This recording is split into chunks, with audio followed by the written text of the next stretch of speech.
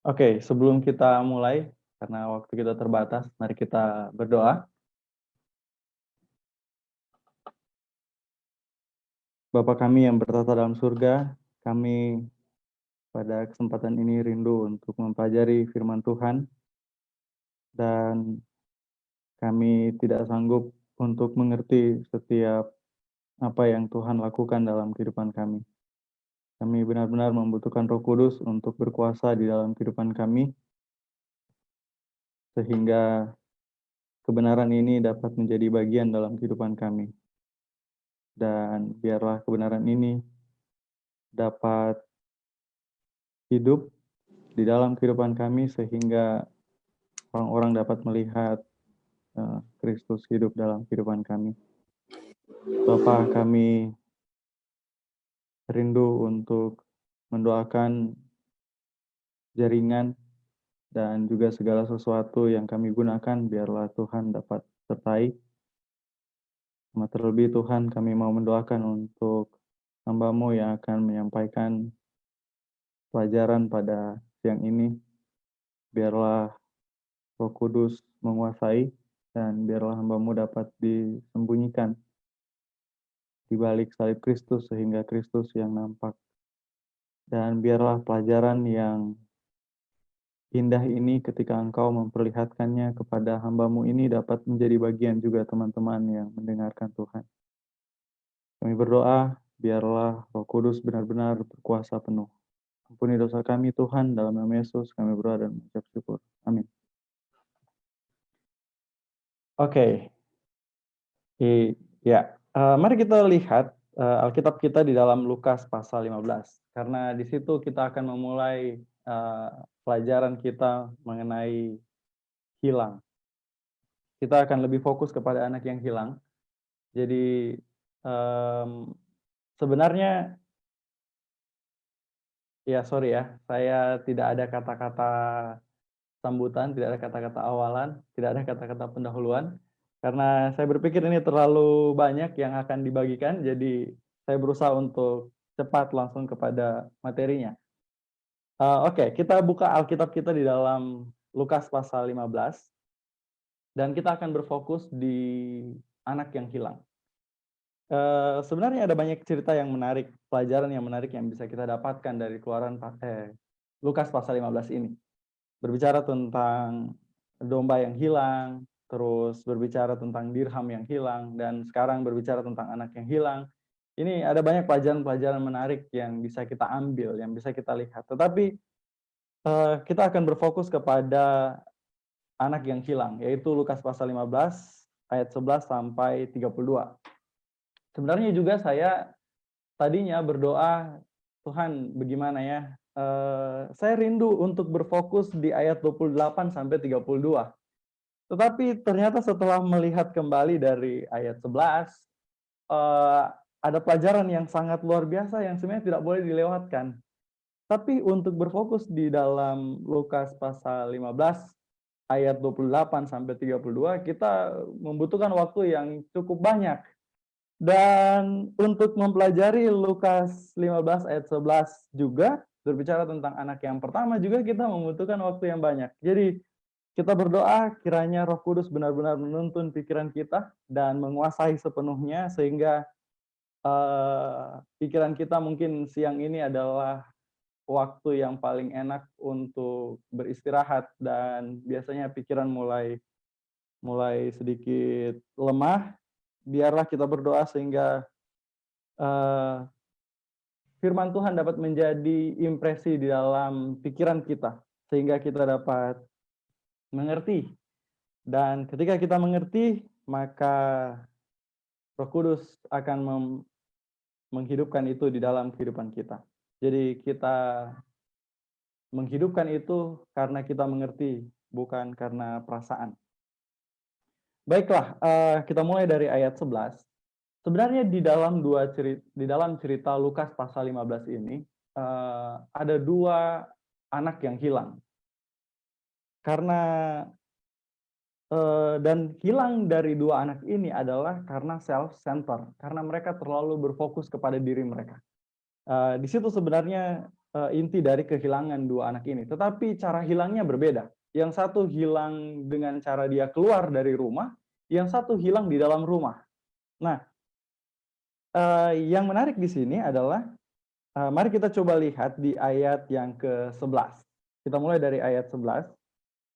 Dari Lukas pasal 15, kita mulai dari ayat 11. Dia bilang begini, Yesus berkata lagi, ada seorang mempunyai dua anak laki-laki.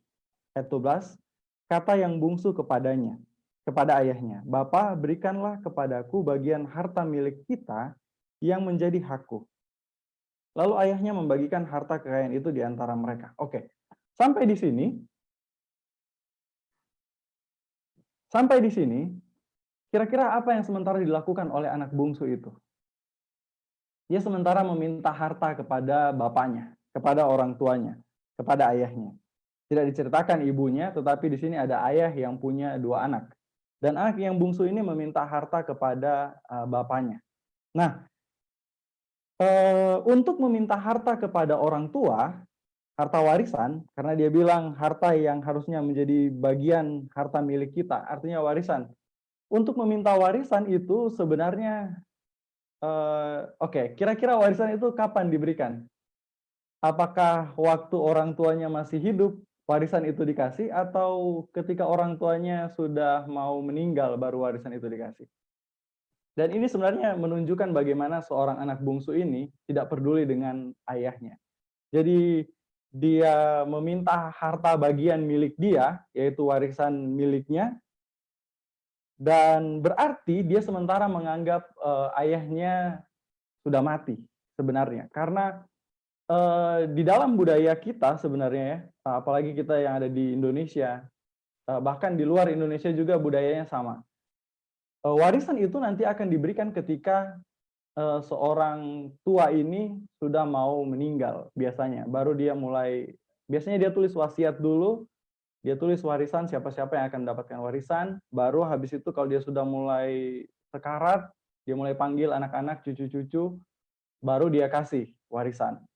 Ya, saya ingat waktu dulu opa saya mau meninggal, dia bilang, panggil semua anak-anak. Baru dia mulai ceritakan, di sana ada kebun, baru di situ ada warisan yang lain, di bawah situ ada uang, ini untuk uang sekolahnya si ini kebun nanti untuk si ini, dan ada warisan yang lain untuk ini. Jadi dia bagikan semuanya rata untuk anak-anaknya. Tetapi warisan itu akan diberikan ketika orang tua itu sudah mau meninggal. Nah, ketika anak yang bungsu ini meminta warisan kepada bapaknya, berarti dia sementara menganggap bapaknya ini sudah tidak ada. Artinya dia menganggap bapaknya ini sudah meninggal sehingga dia layak untuk menerima warisan itu. Jadi berarti dia sementara dia tidak memiliki suatu penghormatan yang seharusnya untuk orang tua sebagai anak. Dia merasa bahwa itu adalah miliknya. Terserah bapaknya mau belum meninggal atau sudah meninggal, yang pasti harta itu adalah miliknya. Dia merasa bahwa di dalam keadaan rumah ayahnya ini terlalu banyak aturan, sehingga dia memilih untuk berikan bagianku sehingga aku bisa keluar. Nah, kalau kita baca terus di ayat 13, dia bilang begini, beberapa hari kemudian anak bungsu itu menjual seluruh bagiannya, lalu pergi ke negeri yang jauh. Di sana ia memboroskan harta miliknya itu dengan hidup berfoya-foya. Jadi ini yang dilakukan oleh anak bungsu itu. Kalau seandainya kita mau keluar dari rumah orang tua dan kita mau pergi ke tempat yang jauh, kira-kira apa yang ada di dalam pikiran anak yang bungsu ini? Jadi begini, saya hidup di dalam keluarga pendeta, opa saya pendeta. Dan kalau pendeta zaman dulu kita tahu bagaimana striknya mereka. Mereka mendidik anak-anak mereka dan bahkan cucu-cucu, karena saya besar di rumah opa dan oma. Dididik dengan cara yang sangat seperti ya dalam tanda kutip orang Farisi. Jam 9 tepat kita udah harus di gereja. Bangun jam 5 subuh, nggak boleh terlambat dari itu. Jam 6 pagi sudah harus mandi. Dan itu pendidikan yang dilakukan oleh opa saya waktu saya masih kecil. Dari SD sampai SMA. Dan nanti kuliah baru saya keluar dari rumah opa. Dan itu pendidikan yang diajarkan dari kecil. Dan di dalam hati saya, di dalam pikiran saya adalah terlalu berat pendidikan ini. Terlalu berat apa yang harus saya alami, semua peraturan yang ada. Bahkan hanya untuk mencuci piring setiap hari itu ada jadwalnya. Itu saking banyak jadwalnya. Hanya untuk cuci piring itu setiap hari ada jadwal. Karena kita ada banyak di situ, jadi jadwalnya teratur. Untuk atur makan ada jadwalnya, untuk membersihkan halaman ada jadwalnya. Jadi semua teratur, dan itu saya pikir terlalu memberatkan, terlalu mengekang kehidupan saya secara pribadi. Jadi waktu saya mau kuliah waktu itu, saya berpikir, oke, ini kesempatan saya untuk bebas dari segala tuntutan, dari segala peraturan yang dibuat di rumah. Jadi yang saya melakukan adalah saya mau pergi ke kampus, dan saya akan bermain sepak bola sepanjang hari tanpa istirahat. Saya akan jalan keluar dari satu tempat ke tempat yang lain. Karena kita di rumah tidak diizinkan untuk keluar rumah. Kita benar-benar anak rumahan. Tidak boleh, kalau ada teman-teman bermain layang-layang dan lewat di depan rumah, jadi kita cuma di atas rumah lihat anak-anak lari, lihat mereka yang kejar, dan ada yang manggil, "Hey, ayo," dan kita cuma lihat. Dan terus, ya, itu yang kita lakukan. Dan ketika kita mau keluar dari rumah waktu itu, waktu kita mau ke kampus, yang ada di pikiranku secara pribadi adalah, ini adalah kebebasan. Adalah kebebasan yang luar biasa. Aku nanti akan bermain bola kaki sepanjang hari, tidak akan ada istirahat, akan jalan, berpindah dari satu tempat ke tempat lain. Pokoknya semua yang dikekang akan aku lakukan ketika sampai di kampus. Ya, tetapi ceritanya ya tidak terjadi seperti itu. Karena pendidikan itu terlalu keras di awal, ketika tiba di kampus, malah itu terbawa-bawa sampai di kampus. Nah, ini yang dirasakan oleh anak bungsu itu. Ketika dia mau keluar pergi ke negeri yang jauh, dia sementara merasa bahwa keadaan rumahnya itu penuh dengan tekanan, penuh dengan aturan. Dia tidak merasa bahwa ini adalah tempat yang nyaman. Semua aturan-aturan yang dibuat oleh ayahku itu hanya mengekang kebebasanku untuk melakukan apa yang aku mau. Jadi dia pergi ke negeri yang jauh, dia jual hartanya, dan dia pakai untuk suatu kesenangan yang dia pikir itu adalah kesenangan. Dia habiskan semua hartanya, hidup berfoya-foya dengan semua orang yang ada di sana, dan tibalah di pasal 14, di ayat 14. Ayat 14 memberitahu kita seperti ini. Setelah dihabiskannya semuanya, timbullah bencana kelaparan di dalam negeri itu, dan ia pun mulai melarat. Oke, kita lanjut di ayat 15 dan ayat 16, dan kita ambil kesimpulan sedikit. Ayat 15 dia bilang begini. Ia pergi dan bekerja pada seorang majikan di negeri itu, orang itu menyuruhnya ke ladang untuk menjaga babinya. Lalu ia ingin mengisi perutnya dengan ampas yang menjadi makanan babi itu, tetapi tidak seorang pun yang memberikannya kepadanya. Oke, mari kita coba lihat gambaran seorang anak ini ya. Dia adalah seorang anak dari anak orang kaya, karena dia punya bapak yang kaya. Dari mana kita tahu dia punya bapak yang kaya? Nanti kita akan lihat di ayat 17 dan ayat 18. Karena dia punya banyak pegawai di rumahnya. Jadi dia punya bapak yang kaya. Dan anak ini adalah anak yang kaya. Jadi dari anak kaya dia pergi ke negeri yang jauh, sekarang dia melarat. Bukan hanya melarat karena hartanya sudah habis, kira-kira dia masih kaya atau sudah miskin. Berarti dia sekarang sudah miskin. Dia melarat, miskin. Dan kalau dia pergi untuk ke ladang untuk menjaga babi, nah, pekerjaan untuk menjaga babi ini adalah pekerjaan yang paling rendah di orang Yahudi. Itulah kenapa Yesus gunakan perumpamaan ini, karena Yesus mau menggambarkan seorang anak yang keluar dari rumah bapaknya itu keadaannya seperti ini. Karena untuk menjaga babi, itu adalah pekerjaan yang hanya dilakukan oleh budak. Itu pekerjaan yang paling rendah dari semua pekerjaan, bahkan pekerjaan yang terendah sekalipun. Jadi kalau ada susunan level pekerjaan yang tertinggi dari eksekutif, presiden, direktur, apalah itu, sampai ke bawah, ke bawah, ke bawah, sampai ada pekerjaan yang rendah juga di orang Yahudi, yaitu menjaga binatang kambing dan domba, tetapi itu paling rendah adalah menjaga babi. Dan itu adalah pekerjaan yang biasanya dilakukan oleh budak. Jadi bayangkan seorang anak ini yang tadinya dia kaya, anak orang kaya, sekarang dia miskin, melarat, dan kira-kira bagaimana pakaiannya kalau dia sudah dalam keadaan seperti ini. Dia miskin, tidak ada uang untuk beli pakaian, dan dalam keadaan lapar, ingin mengisi perutnya dengan makanan babi. Kira-kira kalau dia sudah berani untuk bekerja dalam pekerjaan yang paling rendah, masih baguskah pakaiannya atau sudah compang-camping?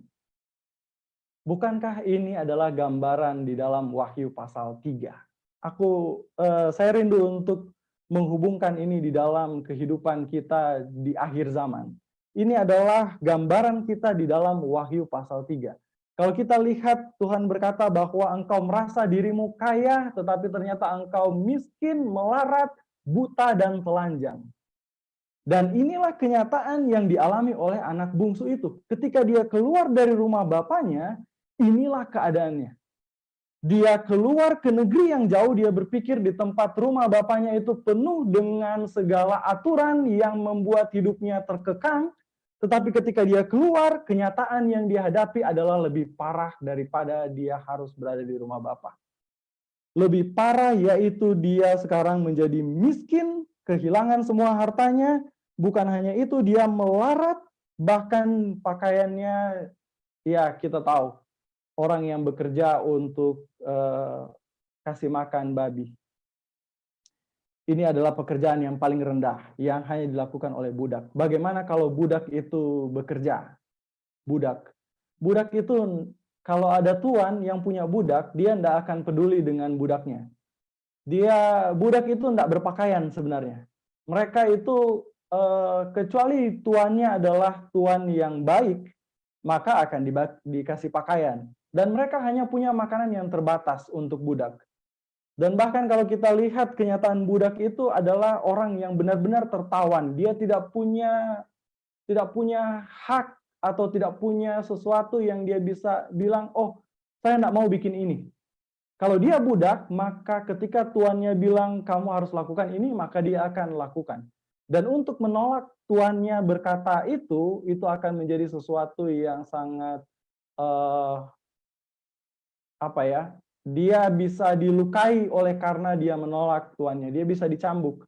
Dia diperlakukan dengan tidak semena-mena. Itulah kenyataan budak. Dan ini adalah sebenarnya titik yang paling rendah dari kehidupan anak itu. Mari kita baca di ayat 16. Bayangkan dia sudah miskin, melarat. Di ayat 16 dia bilang begini. Lalu ia ingin mengisi perutnya dengan ampas yang menjadi makanan babi itu, tetapi tidak seorang pun memberikannya kepadanya. Luar biasa. Dia ini sudah miskin, dia sudah melarat, yang tadinya anak orang kaya, sekarang dia dalam keadaan lapar. Oke, kita boleh bayangkan ya. Bayangkan dia ini hidup dalam kemewahan rumah orang tuanya. Anak orang kaya. Ya, kita ambil gambaran anak orang kaya zaman sekarang ya. Gimana kira-kira anak orang kaya? Kira-kira kalau dia kaya, apakah dia masih punya kesempatan untuk mengerjakan pekerjaan yang berat? Mungkin tangannya halus. Mungkin dia tidak terbiasa untuk angkat beban, tidak terbiasa untuk melakukan sesuatu yang berat dalam kehidupannya. Tetapi ini anak orang kaya, anak yang punya harta, ya kalau kita bikin gambaran untuk orang-orang zaman sekarang yang kaya-kaya, bagaimana ya? Mungkin dia punya pembantu pribadi, bahkan untuk mengikat tali sepatu, tapi ini udah berlebihan. Ya kira-kira seperti itu. Anak orang kaya sekarang dalam keadaan miskin, pakaiannya compang-camping, melarat, dan dia lapar. Perhatikan, dia lapar, dan saking laparnya dia mau makan makanan babi. Ya, orang tahu makanan babi itu seperti apa. Itu biasanya ampas. Iya, sisa-sisa dari semua makanan. Bahkan babi itu kalau tidak dikasih makan mereka bisa makan tanah. Jadi ini kenyataan yang dialami oleh anak bungsu itu. Dia telah rusak, telah kotor, telah lapar, melarat. Sekarang dia dalam keadaan lapar. Begini, kalau dia dalam keadaan lapar dan mau makan makanan babi, karena tidak ada pilihan lain di sana, dan dalam keadaan lapar mau makan makanan babi, kira-kira tingkat rasa laparnya itu dari 1 sampai 10, 1 itu lapar biasa-biasa aja, 10 itu so lapar-lapar sekali. Kalau dia mau makan makanan babi, so di mana DP tingkat lapar? Sorry, so bahasa Manado. Sudah sampai di mana kira-kira tingkat rasa laparnya anak bungsu ini? Kalau dia sampai mau makan makanan babi. Berarti tingkat rasa laparnya benar-benar sudah di angka 10. Dia memang sudah sangat lapar. Dan kalau dia sudah kelaparan seperti itu, kira-kira begini. Kalau sekarang dia punya perawakan muka yang ya masih ada pipi bisa dicubit, kalau dia sudah sangat kelaparan, bahkan mungkin tidak makan beberapa hari, ya kita tidak tahu, Alkitab tidak kasih tahu. Kira-kira dia punya perawakan seperti apa? Berantakan. Dia tidak punya wujud lagi mungkin ya. Kalau kita mau pakai bahasa kasar, dia mungkin tidak punya wujud. Penampakannya mungkin sudah sangat berbeda dari yang sebelumnya. Sebelumnya mungkin dia masih berisi, tetapi ketika sekarang, mungkin dia sudah sangat kurus, mungkin dia ya kita hanya mendapatkan impresi dari ayat ini. Jadi ini yang dituliskan bahwa dia sudah sangat lapar. Dia mau makan makanan babi, tapi orang tidak kasih makan. Hanya untuk makan makanan ampas, orang juga tidak kasih makan. Bayangkan, mau makan makanan ampas sekalipun, orang tidak kasih. Jadi kalau kita bikin gambaran di kota, kira-kira kalau anak ini sementara kelaparan di kota, dia mau makan makanan yang ada di tempat sampah. Tapi orang tidak boleh. Orang bilang, ini boleh, jangan. Jangan makan itu. Bahkan dia mau makan makanan itu. Makanan yang dibuang orang. Karena itu makanan sisa. Makanan untuk babi itu adalah makan sisa. Dan itu yang dia mau makan. Makanan yang benar-benar adalah makanan yang tidak layak dimakan sebenarnya untuk manusia. Tetapi saking laparnya dia mau makan itu. Tetapi di titik itu pun orang tidak kasih dia untuk makan itu. Jadi ini adalah titik yang paling rendah dari anak orang kaya ini. Dia sebenarnya hidup dengan mewah di rumah ayahnya. Sekarang dia harus keluar dari rumah ayahnya dan sekarang dia harus mengalami kehidupan yang paling melarat. Bahkan di dalam titik yang paling rendah di dalam kehidupannya. Titik yang paling tidak dapat, mungkin tidak semua orang mengalami kenyataan ini. Bahwa dia adalah anak orang kaya dan sekarang dia dalam keadaan paling rendah. Mau makan makanan babi pun tidak dikasih makan. Sudah sangat lapar. Berpakaian compang-camping. Melarat, miskin. Oke, mari kita lihat di dalam Yesaya pasal 1.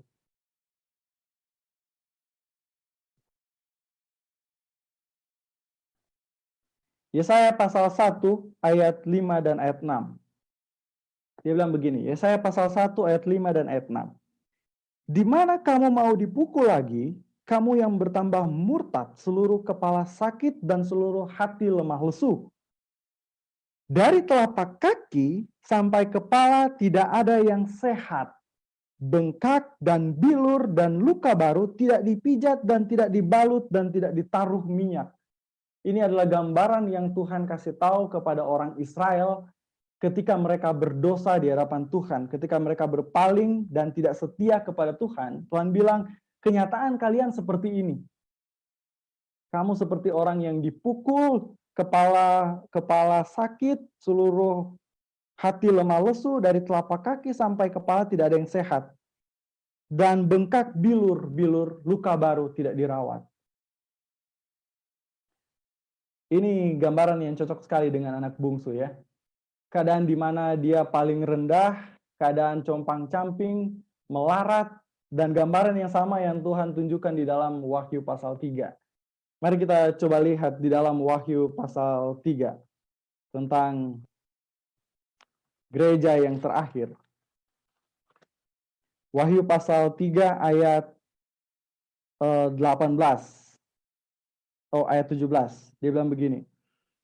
Karena engkau berkata, aku kaya dan telah memperkayakan diriku dan tidak kekurangan apa-apa. Dan karena engkau tidak tahu bahwa engkau melarat dan malang, miskin, buta, dan telanjang. Ini sebenarnya gambaran yang mirip Tuhan mau menunjukkan kepada kita. Dan kalau kita lihat kembali ke dalam kitab Wahyu, kita tidak akan melihat itu terlalu banyak. Tetapi Wahyu itu adalah suatu perulangan. Kitab yang mengulang dari satu kejadian-kejadian yang lain, tetapi dari perulangan itu dia membuat penekanan yang berbeda. Nah, di dalam Wahyu, dari pasal 2 sampai pasal 3, di situ hanya ada 7 jemaat. Sesudah jemaat yang ke-7, tidak ada jemaat yang lain. Artinya jemaat yang ke-7 adalah jemaat yang terakhir, dan itulah gambaran dari jemaat yang ke-7. Dan di sini kita dapati gambaran yang sama dari anak yang bungsu. Ketika dia keluar dari rumah bapaknya, keadaan anak itu adalah sama seperti gambaran yang Tuhan gambarkan. Di sini permasalahan. Mari kita lihat di dalam Roma pasal 5. Kebanyakan kita berpikir bahwa, saya mau coba bikin jembatan di sini supaya kita bisa connect. Ketika anak itu keluar dari rumah bapaknya, dia sementara menganggap bahwa perintah atau aturan yang dibuat oleh bapaknya itu mengekang kehidupannya. Dan kalau kita lihat gambaran-gambaran yang tadi di dalam Wahyu dan juga di dalam Yesaya, kita mendapatkan gambaran yang sama. Keadaan manusia ketika mereka keluar atau jauh dari Allah. Ketika mereka memberontak di hadapan Tuhan. Dan ini yang Yesus mau gambarkan ketika dia memberikan perumpamaan di dalam Lukas pasal 15. Dia mau kasih tahu kepada orang yang mendengarkan bahwa ketika mereka keluar dari rumah Bapa, keluar dari hadapan Bapa, artinya mereka melanggar, berbuat dosa, melanggar dari hukum-hukum Tuhan, aturan-aturan yang Tuhan buat, itulah makanya digambarkan sebagai rumah dan ada Bapa di situ dan ada anak di situ. Jadi kita dianggap anak oleh Tuhan, anak-anak Allah, oleh karena Yesus Kristus. Tetapi ketika kita keluar dari situ, maka kenyataan itu yang dialami oleh anak itu adalah kenyataan yang sama. Yang kita dapati di dalam Wahyu pasal 3 tadi, ayat 7. Dan juga di dalam Yesaya pasal 1 ayat 5. Itu yang kita dapati bahwa ini yang terjadi. Dan di sini masalahnya. Di sini masalahnya orang berpikir bahwa keluar daripada perintah Tuhan karena ini terlalu membebani saya, terlalu memberatkan saya, hukum-hukum yang Tuhan buat ini terlalu mengekang saya. Di luar sana ada kebebasan. Di luar sana ada kebebasan yang ditawarkan oleh dunia. Dan itu yang setan sementara tawarkan kepada kita. Dan kita berpikir itulah kebebasan yang sebenarnya kita dapat terima ketika kita tidak mengikuti apa yang Tuhan sampaikan, ketika tidak ada aturan yang perlu kita ikuti. Dan itu yang kita pikirkan adalah kebebasan. Tetapi yang jadi masalah di sini adalah, kalau kita lihat di dalam Roma pasal 5 ayat 21, dia bilang begini. Roma 5 ayat 21, supaya sama seperti dosa berkuasa dalam alam maut. Demikian kasih karunia akan berkuasa oleh kebenaran untuk hidup yang kekal oleh Yesus Kristus Tuhan kita. Perhatikan bagian pertama dari Roma pasal 5 ayat 21. Sama seperti dosa berkuasa. Oke, dosa berkuasa. Roma pasal 7. Mari kita lihat Roma pasal 7 ayat 14. Baru nanti kita akan coba gabungkan ayat-ayat ini. Roma pasal 7 ayat 14. Dia bilang begini. Sebab kita tahu bahwa hukum Taurat adalah rohani, tetapi aku bersifat daging, terjual di bawah kuasa dosa. Pertanyaan. Manusia yang diperjualbelikan adalah manusia apa? Manusia apa yang diperjualbelikan? Ya, manusia yang di bawah kuasa dosa. Tapi dalam kenyataan manusia yang diperjualbelikan itu namanya apa? Budak. Inilah kenyataan sebenarnya yang sementara terjadi. Kita berpikir bahwa dosa itu adalah masalah yang sederhana. Kita pikir bahwa ketika kita berdosa, hari ini, besok akan bisa kita kalahkan dosa itu. Kita pikir kalau kita berdosa, kita bisa berhenti kapan saja untuk tidak berbuat dosa. Yang menjadi masalah daripada kebanyakan orang yang tertipu dengan dosa adalah mereka tidak menyadari bahwa dosa itu berkuasa. Di dalam bahasa aslinya dia bilang dosa itu bertahta. Dia bukan hanya sekedar berkuasa seperti biasanya, tetapi dia bertahta. Kalau dia bertahta berarti dia memerintah. Yang bertahta itu adalah raja. Dan raja itu adalah pemimpin tertinggi di dalam kekuasaan. Dan kalau dia pemimpin tertinggi, apa yang dia katakan, mau tidak mau orang harus melakukan. Mau tidak mau orang harus lakukan. Dan ini kenyataan yang sementara terjadi. Kita berpikir bahwa dosa itu adalah masalah yang sederhana. Saya berbuat dosa sekarang, besok saya bisa minta ampun dan saya bisa selesaikan dosa itu. Tetapi tidak seperti itu. Dosa benar-benar bertahta, berkuasa, dan kita sebagai manusia daging terjual di bawah kuasa dosa. Artinya kita semua adalah budak daripada dosa. Dan menarik di sini, Rasul Paulus menulis untuk orang Roma. Sorry, aku agak lebih cepat sedikit karena waktunya sepertinya tinggal sedikit. Jadi Rasul Paulus ini menulis untuk orang Roma. Nah, ketika Rasul Paulus menulis untuk orang Roma, Rasul Paulus sementara berekspektasi bahwa pembacanya akan membaca dan melihat keadaan yang terjadi di Roma. Keadaan di mana orang Roma dengan pemerintahan tertinggi dan ada budaknya di dalam situ. Sayang sekali tidak ada kutipannya, tetapi kira-kira kutipannya seperti ini. Ini seorang sejarawan yang menulis tentang kutipan ini. Dia bilang begini, orang-orang Roma itu membuat, ketika mereka menguasai dunia, mereka membuat dunia itu menjadi tempat yang aman bagi musuh-musuh mereka. Menjadi tempat yang aman sekaligus tempat yang mengerikan bagi musuh-musuh mereka. Bayangkan, tempat yang aman sekaligus mengerikan. Dan bagi mereka yang mau keluar, tidak akan mungkin untuk keluar. Untuk melanggar perintah Roma adalah sesuatu yang akan membuat mereka terluka. Jadi, bayangkan ini ditulis untuk orang Roma yang punya kewarganegaraan Roma. Bagaimana dengan budak?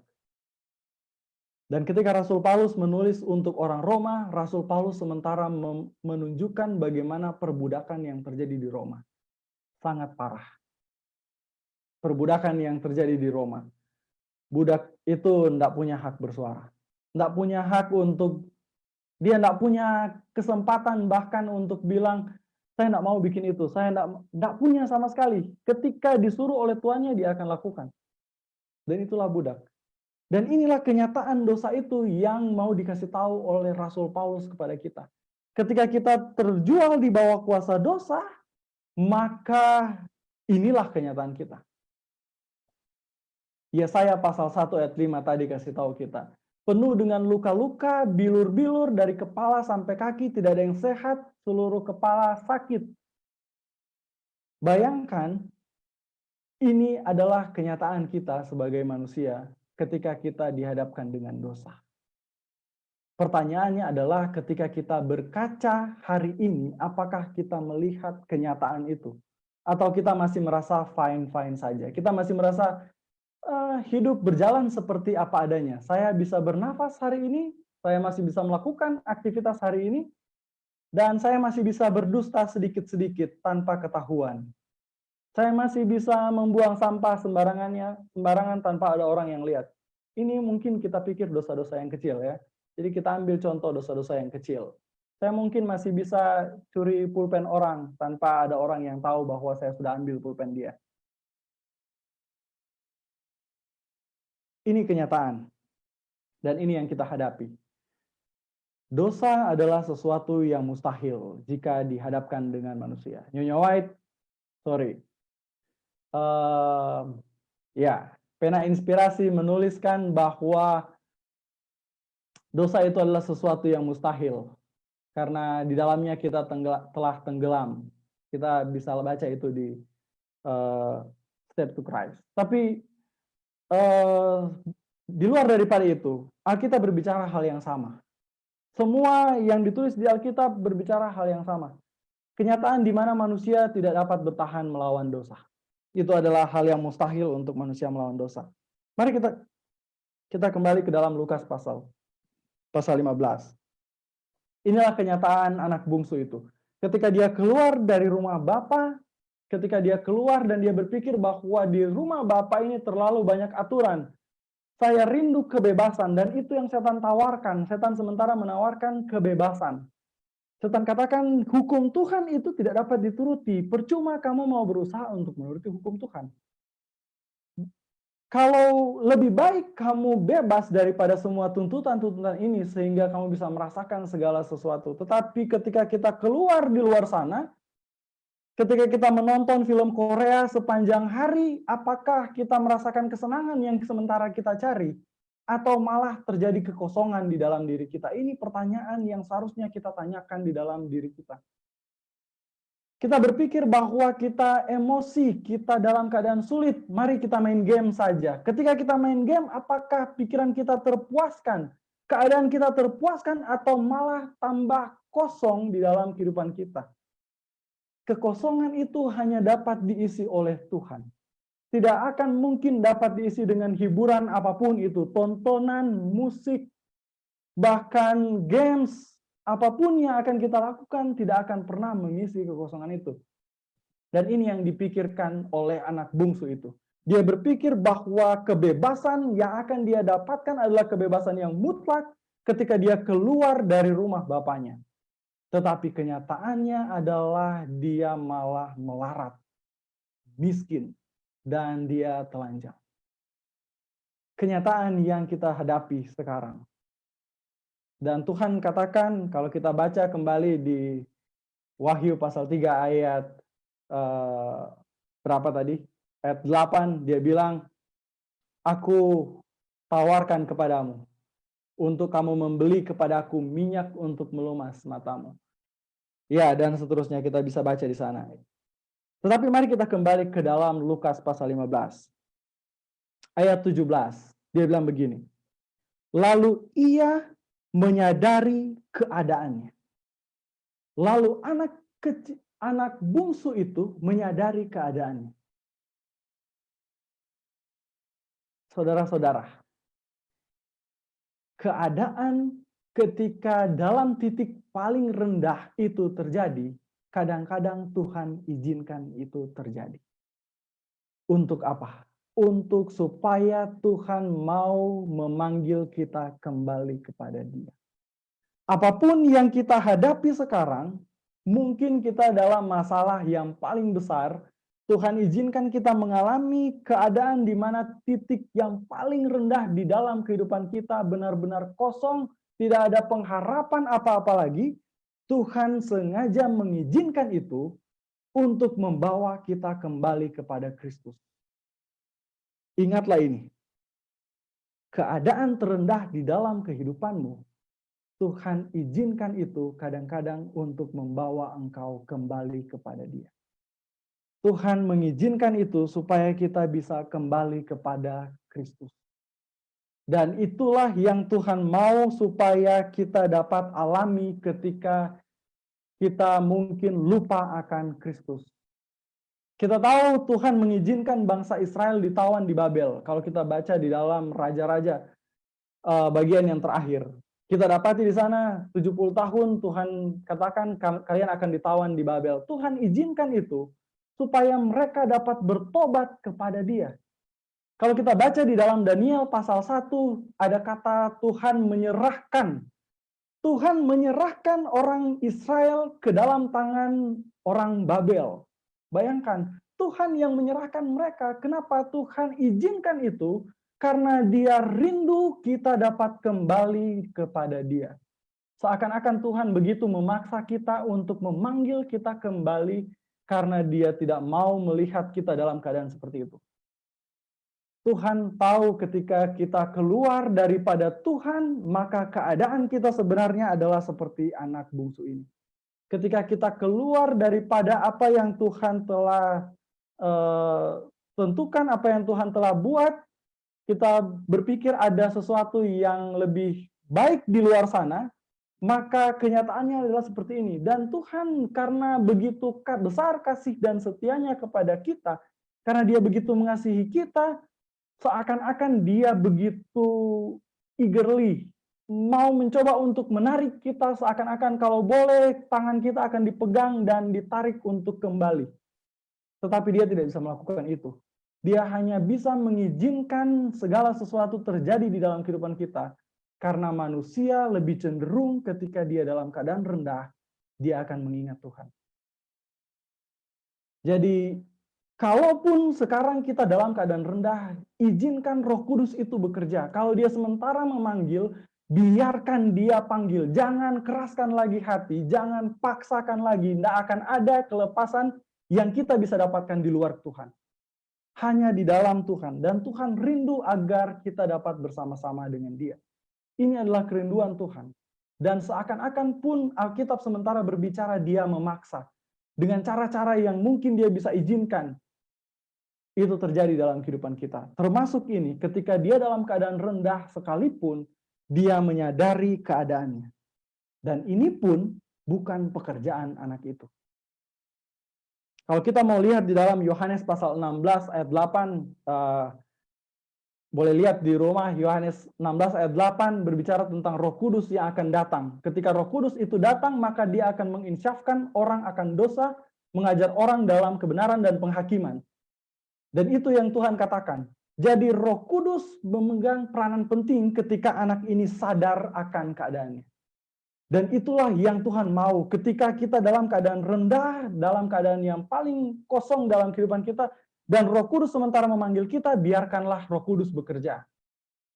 Biarkan Roh Kudus dapat memanggil kita untuk kembali. Perhatikan kata-kata anak-anak ini. Dia bilang begini, betapa banyaknya orang upahan Bapakku yang berlimpah-limpah makanannya, tetapi aku di sini mati kelaparan.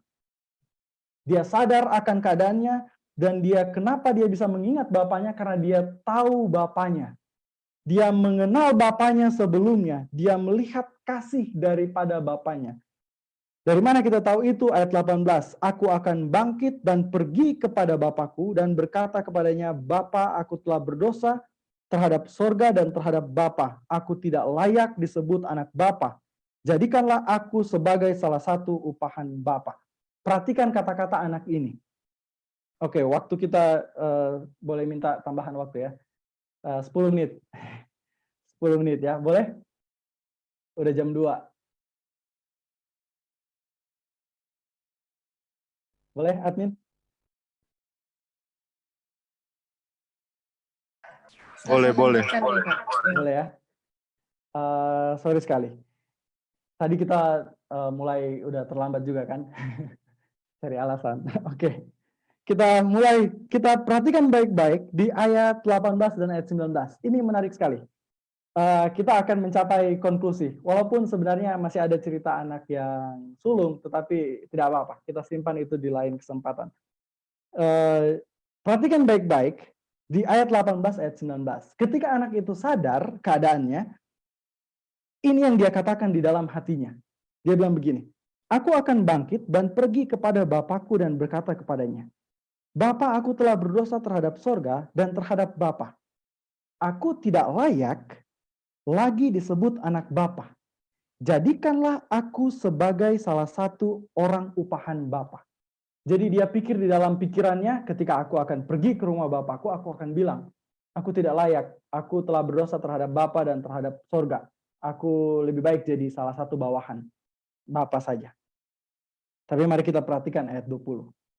Ayat 20 dia bilang begini, maka bangkitlah ia dan pergi kepada bapaknya.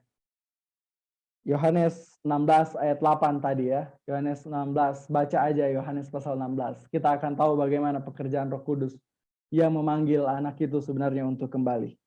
Dan karena kasih karunia Allah yang membuat anak itu percaya diri untuk kembali. Percaya untuk dia bisa kembali. Dia bilang begini, ketika ia masih jauh, ayahnya telah melihatnya. Lalu tergeraklah hatinya oleh ayahnya itu berlari mendapatkan dia, lalu merangkul dan mencium dia. Luar biasa. Ini adalah puncak yang paling luar biasa ketika saya membaca Lukas pasal 15. Seberapa kotornya anak itu penuh dengan segala kekotoran, perawakannya telah berubah ketika dia keluar dari rumah bapaknya, tetapi ketika ayahnya melihat dia, tidak tunggu waktu. Tidak tunggu dia mau tunggu anak itu datang dekat sampai kepada dia, baru dia datang bilang, sudah, sorasa. Dia tidak akan bikin itu. Masih jauh, dia berlari, merangkul dan mencium anak itu. Dia tidak pikir anak ini kotor mungkin dari kubangan entah dari mana. Dia tidak bertanya apa yang anak ini telah lakukan. Dia tidak pikir segala sesuatu itu. Tetapi karena dia mengasihi anak itu, dia pergi berlari dan mencium dan memeluk anak itu. Inilah yang dilakukan oleh Bapa ketika seorang yang berdosa datang di hadapan Allah. Tangan Tuhan itu sangat terbuka dengan lebar hanya untuk memanggil kita kembali. Dan ketika kita datang di hadapan Dia, tidak tunggu waktu. Dia tidak akan menunggu-nunggu, dia tidak akan menunda-nunda. Dia tidak peduli apa yang telah dilakukan manusia di luar sana. Dia tidak peduli dosa apa yang telah dilakukan anak bungsu itu. Dia tidak peduli anak itu mungkin telah menghabiskan hartanya. Dia tidak peduli anak bungsu itu mungkin telah bermain perempuan, telah bermain judi dan lain sebagainya. Dia tidak peduli itu. Dia tidak bertanya tentang itu. Yang ada adalah dia pergi memeluk dan mencium anak bungsu itu. Karena dia tergerak oleh karena kasihnya. Inilah yang Bapa itu sementara rindukan sekarang. Ketika ada satu orang yang berdosa yang datang di hadapan Tuhan, menyerahkan seluruh dosanya di hadapan Tuhan, maka Tuhan dengan tangan yang begitu lebar sementara menyambut dia untuk memeluk dia, untuk mencium dia, seberapa kotor pun dia. Seberapa jahat pun dosa dia, tidak akan diingat lagi oleh Tuhan. Tidak akan diungkit-ungkit oleh Tuhan. Inilah yang Tuhan mau terjadi di dalam kehidupan kita. Kita tahu bahwa dosa itu benar-benar mengekang kita. Ketika kita menyerah di dalam apa yang Tuhan telah buat di dalam kehidupan kita dan kita menyerah, kita pikir ada sesuatu yang lebih bahagia di luar sana, kita keluar untuk lari daripada Tuhan, tetapi ketika dia kembali oleh karena Roh Kudus memanggil dia, ayat ini luar biasa sekali. Dia bilang begini, orang yang dibawa Bapa kepadaku tidak akan kubuang. Dan itu yang dikatakan oleh Yesus. Ketika orang itu datang ketika Roh Kudus menggerakkan hatinya untuk datang, ketika dalam pemikiran segala kesadaran dia disadarkan bahwa ada Allah yang mengasihi dia, jangan tunggu kita mau suci dulu. Jangan tunggu kita mau melakukan kebaikan dulu. Itu adalah salah satu tipuan setan. Setan bilang, kamu telah berbuat dosa yang begitu besar. Kamu tidak akan diterima lagi di hadapan Tuhan. Dosamu terlalu besar. Dosamu terlalu besar. Dosamu terlalu hebat. Yesus sudah mati berulang-ulang untuk kamu. Kamu tidak layak untuk diselamatkan. Dan itu yang terlalu membebani kita. Tetapi Yesus bilang, datanglah kepadaku, tinggalkan dosa-dosamu. Mari kita buka ayat ini. Yesaya pasal 16, 61 ayat 10. Yesaya 61 ayat 10.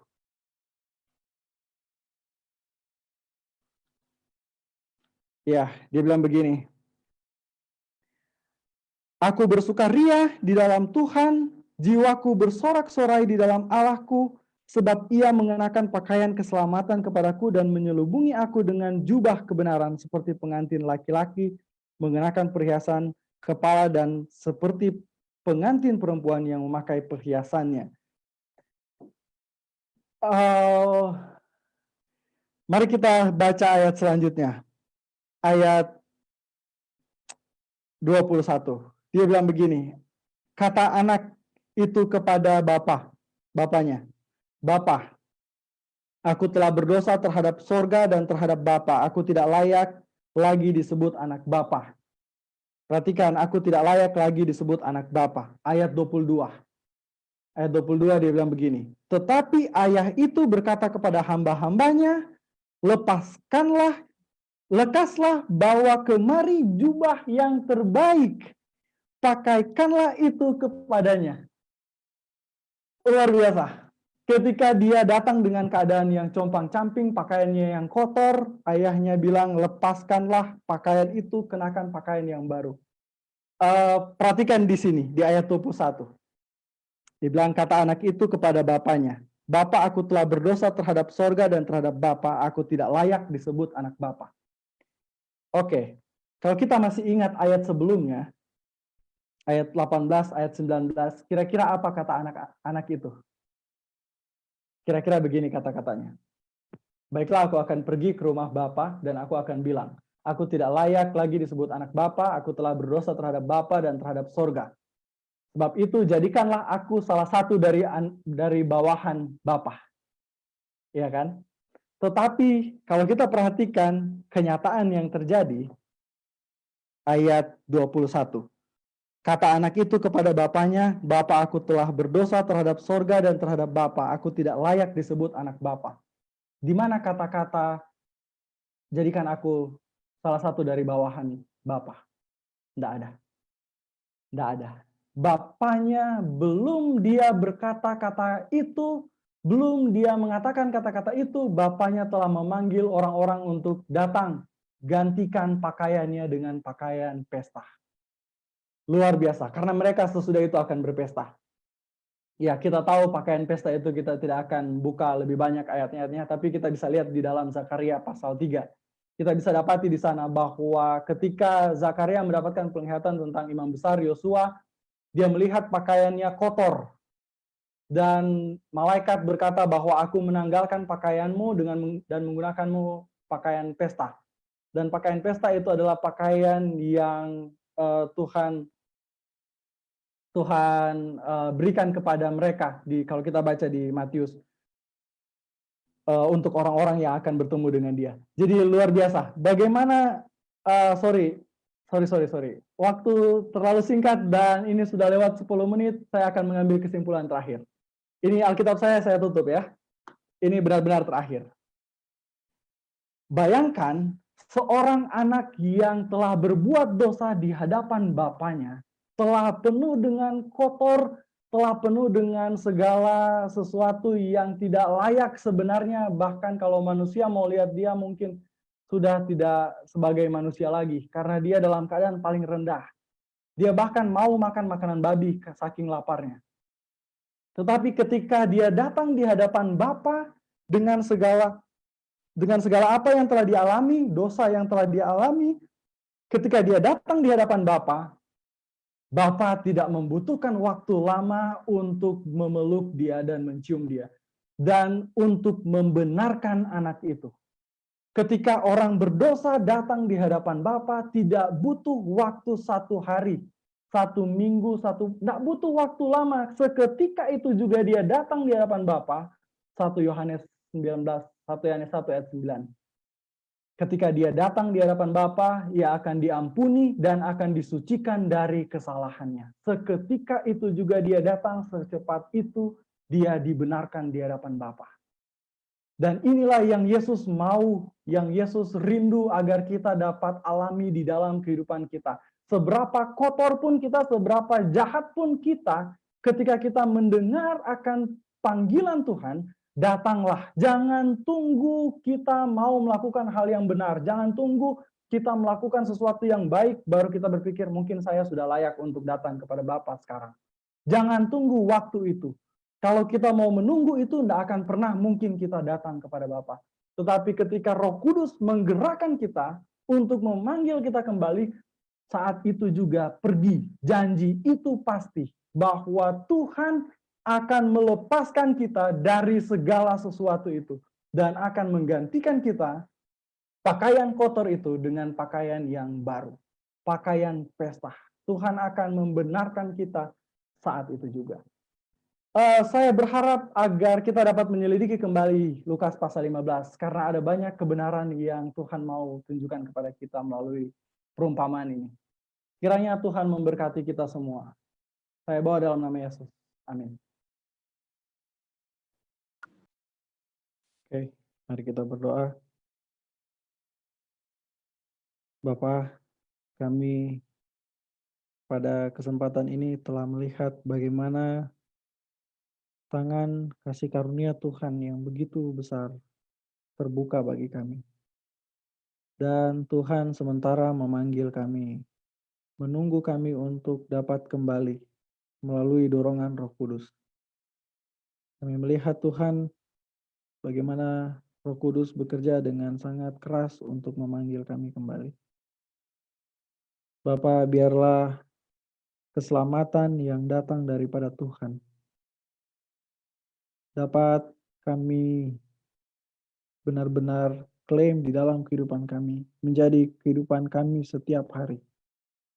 Sehingga kami berjalan di dalam kebenaran, daripada iman menuju kepada iman. Biarlah kami semakin dikuatkan dengan firman Tuhan, kami dapat percaya sepenuhnya kepada firman Tuhan, memegang teguh janji-janji Tuhan di dalam firman Tuhan. Dan dengan kepercayaan kami kepada firman Tuhan, oleh karena Roh Kudus bekerja penuh dalam kehidupan kami, maka tidak akan mungkin kami terbuka peluang untuk percaya kepada setan. Percaya kepada apa yang setan sementara ajarkan kepada kami, apa yang setan sementara tunjukkan kepada kami. Bapa, biarlah kami melihat setiap perintah-perintah Tuhan di dalam firman Tuhan adalah suatu kebahagiaan. Ketika kami bekerja bersama-sama dengan Tuhan.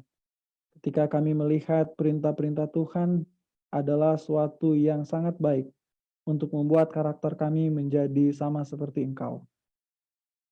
Bapa, kami benar-benar membutuhkan Roh Kudus.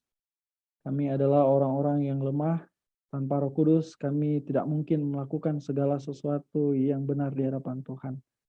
Itulah sebabnya Tuhan, Roh Kudus benar-benar adalah kebutuhan kami yang paling besar.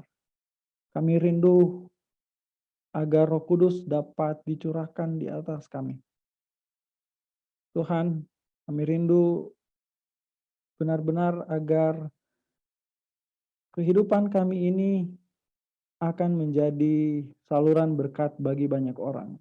Dan biarlah ketika Roh Kudus hidup, maka air sumber kehidupan itu akan terpancar kepada orang lain, dan orang lain dapat melihat Kristus hidup dalam kehidupan kami. Dan kami percaya firman Tuhan berkata ketika Engkau ditinggikan, Engkau akan menarik banyak orang datang kepadamu. Tuhan, biarlah kehendak Tuhan itu terjadi dalam kehidupan kami. Kami mau mengklaim janji-janji Tuhan di dalam firman Tuhan, karena kami percaya firman Tuhan adalah pasti, dan ketika dia bekerja, dia keluar dari mulut Allah, dia akan melaksanakan apa yang Tuhan janjikan, apa yang Tuhan firmankan, dan akan kembali tidak dengan sia-sia. Bersama-sama dengan kami Tuhan, kami berdoa di dalam nama Yesus yang menjadi Tuhan dan Juru Selamat kami. Amin.